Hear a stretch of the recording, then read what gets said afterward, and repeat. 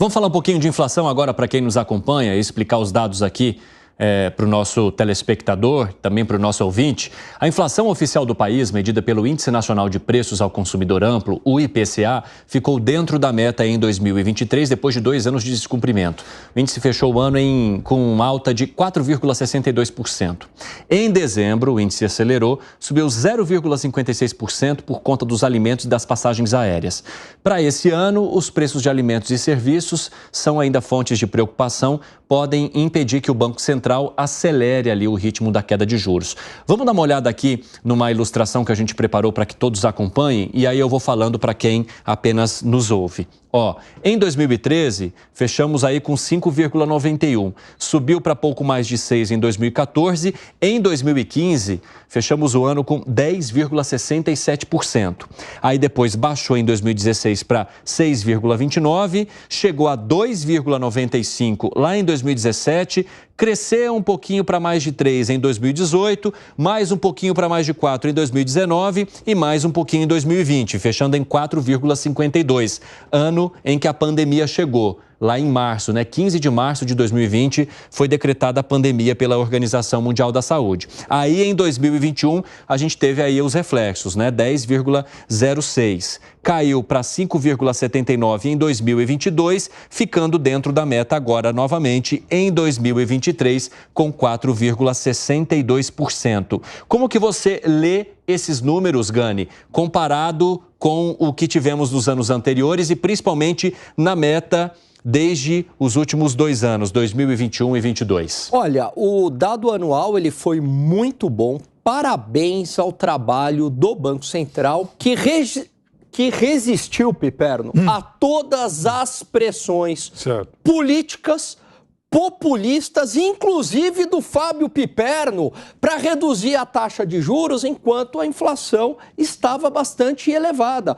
O Banco Central acertou o ponteiro no momento certo e aí começou uma redução gradual da taxa de juros. O resultado está aí, uma inflação dentro do limite do teto superior da meta. Isso num contexto de pós-pandemia, onde bancos centrais no mundo inteiro imprimiram dinheiro muito acima do que a economia conseguia absorver, estava tudo fechado, destruiu a capacidade de produção, de oferta, e na hora que reabriu, os mercados estavam inundados de dinheiro. E aí houve disrupção das cadeias produtivas, inflação no mundo inteiro. O Brasil foi pioneiro no controle inflacionário e também na redução da taxa de juros. E isso se deve não ao governo federal, que vai tentar capitalizar isso, se deve exclusivamente ao Banco Central, que inclusive foi tão demonizado pelo governo federal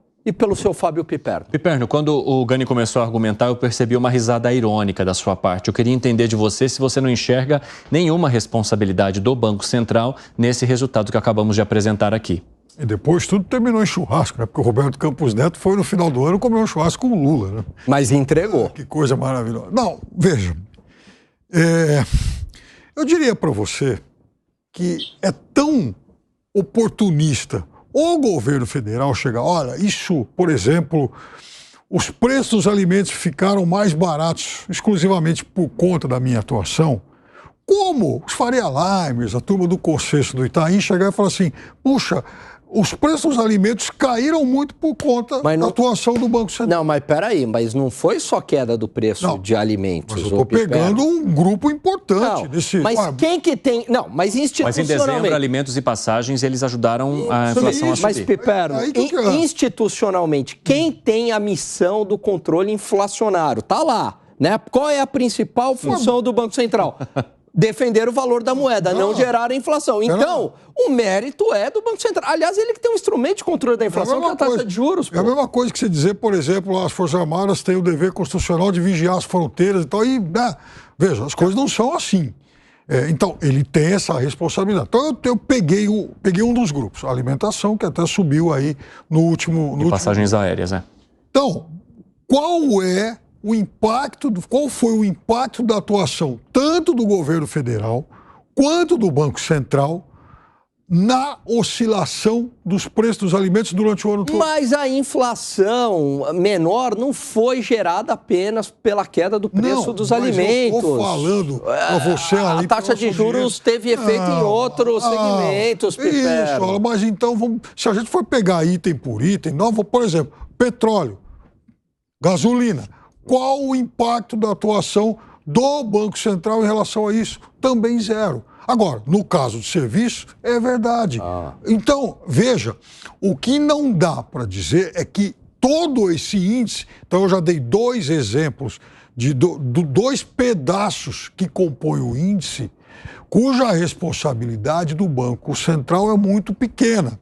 Da mesma forma que eu acabei de falar um outro, cuja responsabilidade do Banco Central é direta, é grande. Agora, é assim. Fábio então, Piperno, o índice não é por conta da atuação dele, mas ele também participou disso. Mas não é curioso no início do ano, todas as críticas ao Banco Central, parecia que todo problema do Brasil era o Banco Central. E parecia que aí agora que a inflação está menor, que a taxa de juros está caindo, inclusive beneficiando o governo, a menor inflação, menor taxa de juros, aí não tem nenhum elogio ao trabalho excepcional do Banco Central, senhor Fábio Piperno. Não é um trabalho excepcional, Lógico que foi importante em um determinado pedaço desse índice, mas foi de impacto zero em uma outra parte que compõe esse índice. Que foi, Vilela? Piperno, se não fosse Campos Neto, se fosse um desses aloprados do PT que tivesse na presidência do Banco Central, então, você teria essa taxa de juros?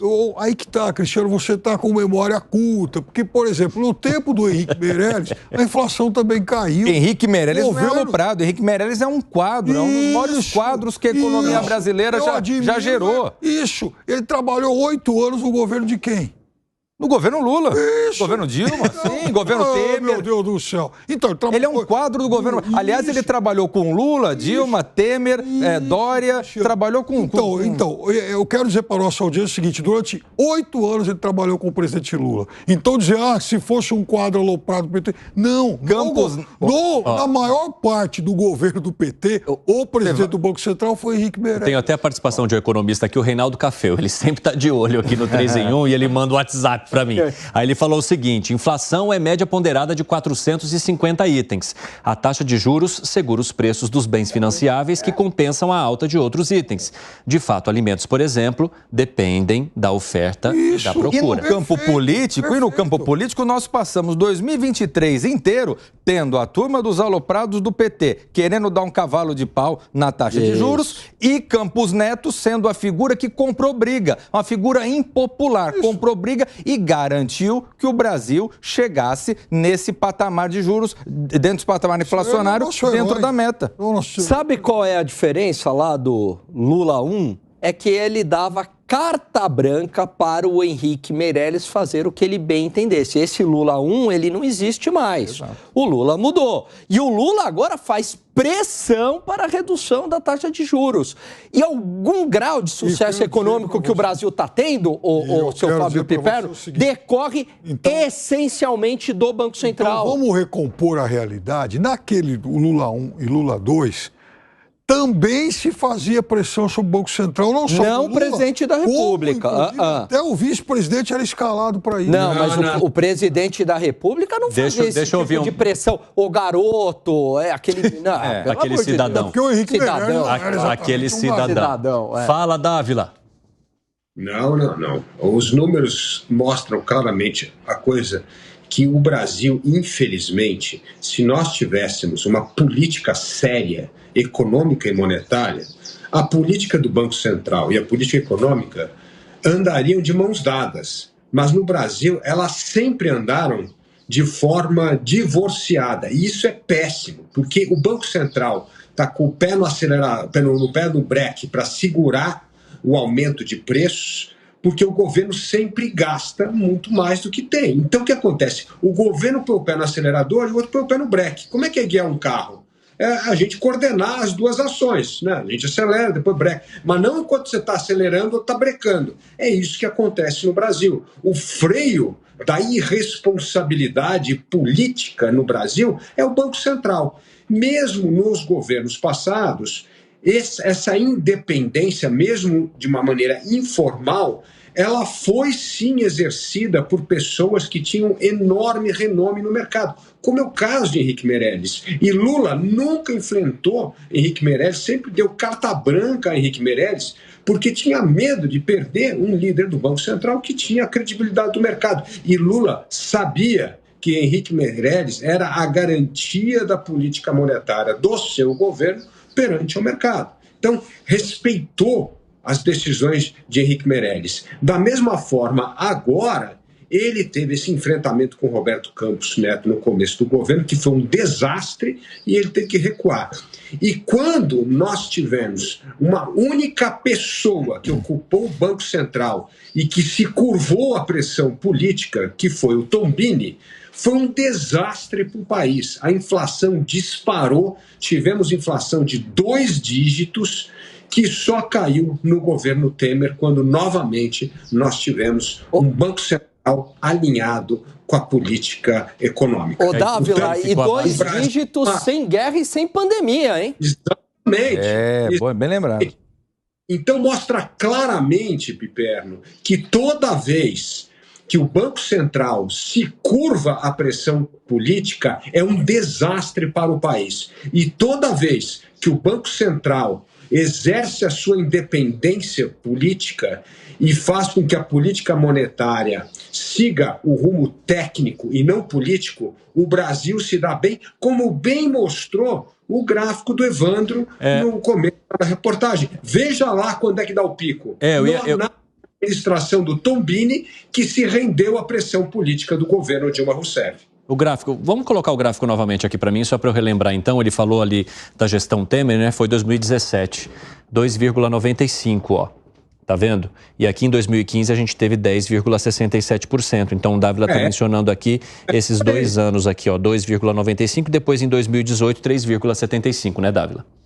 É exatamente isso. Então, mostra a importância da independência do Banco Central e que o presidente do Banco Central precisa ser uma pessoa extremamente competente para resistir à pressão política.